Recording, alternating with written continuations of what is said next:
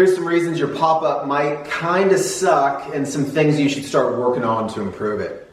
I'm Chris Mills with surfstrengthcoach.com. Like, subscribe on YouTube, Instagram, all the social media bots. Follow along.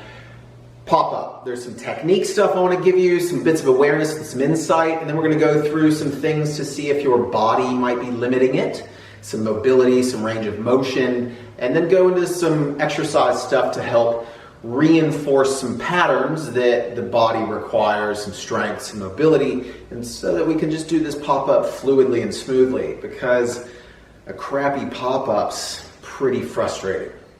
And as you watch this, if you got some light bulb moments, some ahas, some I want more of this because these are what my problems are, check out the Perfect Pop-Up program or the Cardboard Surfer available in the Surf Athlete app. We dial this stuff in a lot more detail and some exercise protocols and technique drills. So something like 8 years ago, I recorded a YouTube video on like how to fix your pop-up. It's time we updated that because things have kind of changed, some things have been added, but fundamentally, you need a better awareness of what a pop-up is. And then you need to see if your body has the capacity, its ability to move the way the actual technique or skill requires. Nobody actually really thinks about the pop-up if their pop-up is fine.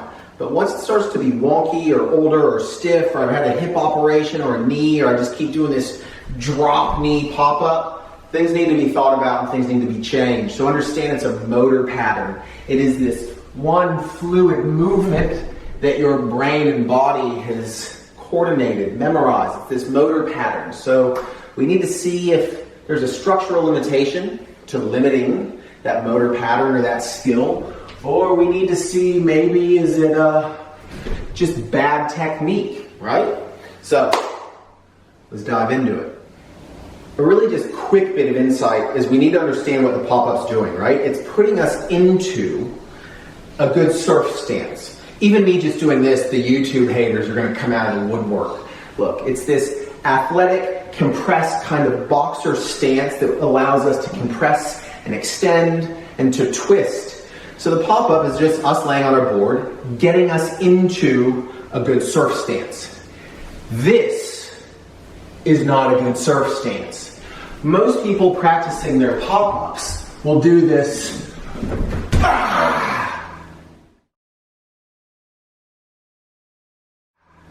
I ain't trying to surf like this.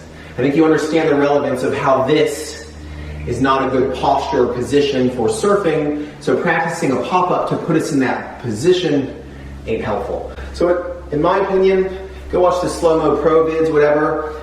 A pop-up is much more of this, as Clayton the neighbor talks about. It's a walk-up process. It's always going to be this slightly kind of staggered process. Here's a video of me on our North Sumatra surf coaching trip last year. Easy paddling, eyes up, head up, looking where I want to go. Staggered process up into that athletic stance, lift, drive, good surf position. Depending on the wave, you can slow it down a lot more. If you want more technique stuff, check out the Perfect Pop-Up in my app or the Cardboard Surfer. It's like Surf Fundamentals 101.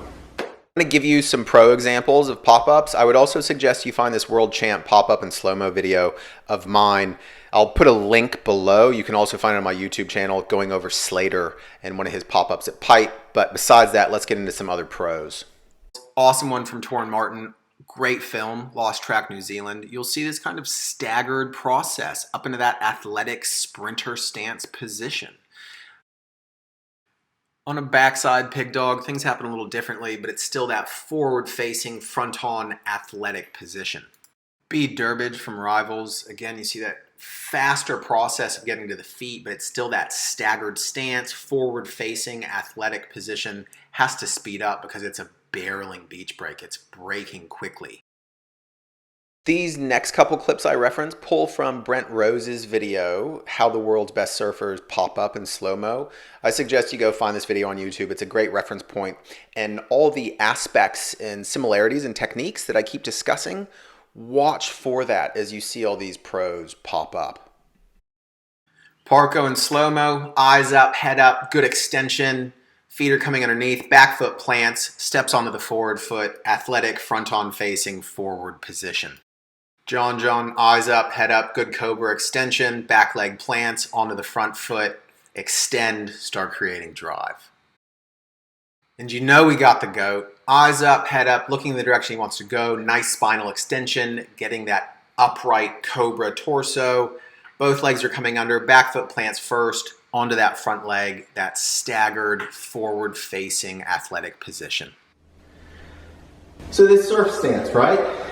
From laying down to standing, we have to transition through these kind of low squat positions. So just like that old video from like 8 years ago, can you deep squat comfortably, yes or no? If you need to, you can even elevate the heels, but can you squat down, heels staying on the floor? If you need to, slide a little book or weight plate in there. What that's highlighting is there's probably some range of motion issues in the ankle. It's still relevant whether or not you can deep squat, because this is just showing that your body, the joints of the lower body, knees, hip, ankles, have the adequate range of motion to comfortably be here and to do all the varying positions to get there without limitation. So like, let's say I can't deep squat because it's super tight ankles. Well, suddenly super tight ankles are going to change my ability to bring this ankle into dorsiflexion, so I'm not able to bring the knee forward, so I have to get more hingy with my surf stance. So we still want to essentially be able to deep squat, but we can also start looking at it as, can we go into these kind of half kneeling positions, right? Back foot's on the floor, back foot's on the toes. Can you be here comfortably? Both legs. Knee range of motion, ankle range of motion. I've got hip flexion coming into this leg, right? Can I transition from... These are all just highlighting that if you can't be here, maybe there's a range of motion issue. Cool, maybe you need to stretch some hips, loosen up an ankle. Another range of motion aspect I'm always looking for is the ease of somebody to do this 90-90 position. I've got other videos working on these 90-90s, giving you the details. I'm not going to hit it here, but what we're really looking at is the ability to get into external rotation and internal rotation in the femurs. The rotational capacity of this hip joint is actually really important to this whole surfing process, because I've got some internal rotationing happening on this leg, femoral internal rotation, a bunch of valgus collapse, which is a surf position, but if we're lacking internal rotation, it's going to really beat up a knee. But this internal rotation, internal and external, is important for that process of getting to the feet. So we're looking at, do your hips move? So just understand that the motor pattern, the actual skill of the movement, if you've got a hard time accessing those positions, you're probably going to have a hard time with an easy, smooth, effortless pop-up, because your body is restricting some ranges of motion, making the process of getting up tedious and cumbersome and drop knee, can't move my hip, my knee. You see what I'm going with here. So let's keep rolling with this. We've looked at some mobility stuff. Do you have limitations? Yes or no? If you do, check out my app. There's heaps of stuff in there so you can start working on yourself, keeping yourself capable. A kind of, again, general range of motion assessment is, can you come into hip flexion straight up? So that's as far as I can muscularly. Some people can only get here. If that's as far as you can get, go get your hip checked out by a professional.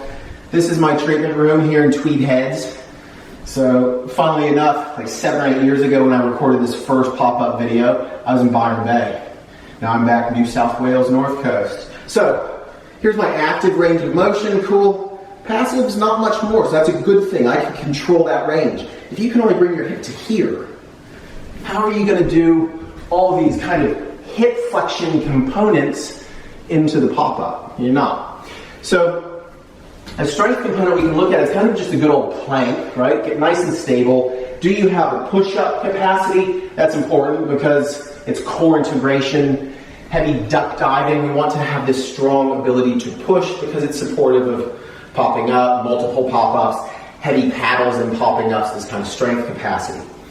But we can also start looking at, can you come knee to elbow? Can you come knee to opposite elbow? And do so with some strength, some control, and coordination. Right? That's that whole hip flexion movement of being able to pull the lower body up underneath you, right? We also start looking into lower abdominal coordination so we can stabilize the pelvis, giving the platform of the pelvis strong, stable for the hip flexors to then pull. It's a bit deep for this. So everybody's seen a jackknife. Jackknives are legit. I do them often with clients on some kind of hip or lumbar spine rehab protocols. But for anybody that's really physically capable, we, yes, should be able to do a perfect jackknife because it's working on that hip flexion. But we also want to start getting to the ability to do single leg jackknives. And we can start progressing speed, difficulty, endurance capacities. It's a hard drill. It requires a lot of core stability. But if you can nail those and have adequate flexibility, mobility through the hips, the ability to control the range of motion, you can really easily, you have the ability to easily do the skill. But mind you, just because you can do all this stuff doesn't mean your pop-up is suddenly going to be perfect, because you still have to practice the skill. So there you go, some aha moments hopefully, some understanding of better skill, some mobility assessments, some strength things you can start implementing to get an idea of why does your pop-up suck. So if you got issues, I've mentioned it before, check out the programs in my app, Perfect Pop-Up and Cardboard Surfer. Does a lot of stuff specifically just with the pop-up. And you can hit me up, see me here in person in New South Wales up in Tweed Heads, or I do Skype consultate Zoom nowadays. Zoom became the new Skype. Who says I gotta Skype somebody? Now it's all Zoom. Zoom consultations as well. Hope you dig it. Let me know, comments, likes, the social media algorithms. Fix your pop-up, because a lousy pop-up is really, really frustrating. It's the whole process to getting you up and surfing. So do it well. Peace.